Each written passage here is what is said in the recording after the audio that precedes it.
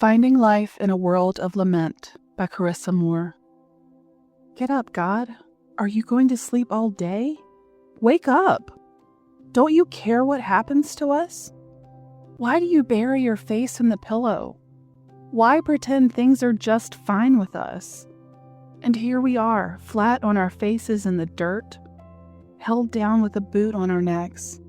Get up and come to our rescue. If you love us so much, help us. Psalm chapter 44, verses 23 through 26.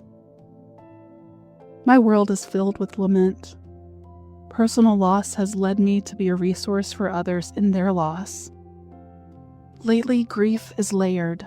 My middle son turns 18 next month, and my firstborn died at 18. Yet amid my stirred-up grief, my choice to grieve with hope has opened the doors to comfort those in dark circumstances. I've been in hospitals, schools, and counseling in the past month. I wouldn't trade these opportunities to bless others for anything. I've wept with and cried out to God for their needs. Yet I found myself drained leading into Christmas. I was starting to focus more on the suffering around me rather than the God of all comfort. 2 Corinthians chapter 1, verse 3. How do I maintain my health as I wade through heavy things this year? I recognized that I needed to cry out to God and remind myself of His character.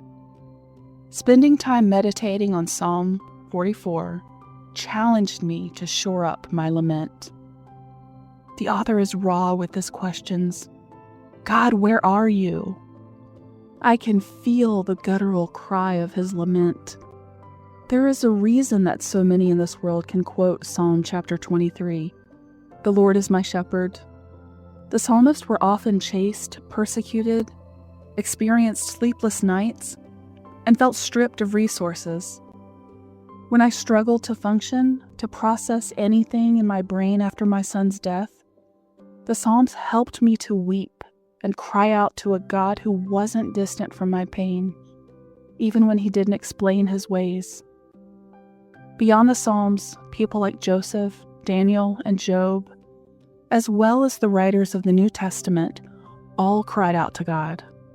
I want to lament well, because the result is always knowing God's character better, trusting His ways above my own, and having an honest relationship with Jesus and those around me.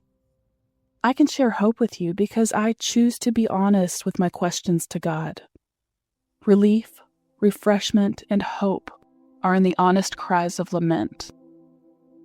What does lament look like? Confessing honest emotions, acknowledging what I know of the character of God, acknowledging the enemy's attack, sometimes a turn of attitude, personal pronouns, intimacy, song, acknowledging God's provision, praise, confession, repentance. Job is an interesting example as he never directly addressed his lament to God. He defended God to his friends and confessed all he understood of God's character. His suffering felt contrary to what he understood.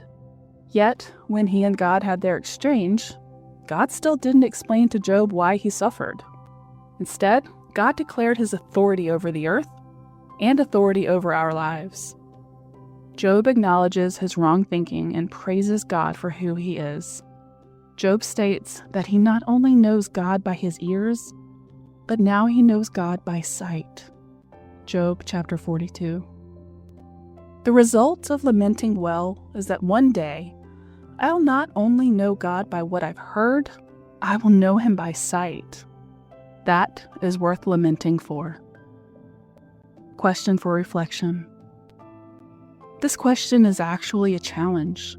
This new year, study the Psalms and study Old Testament and New Testament people who modeled lamenting well.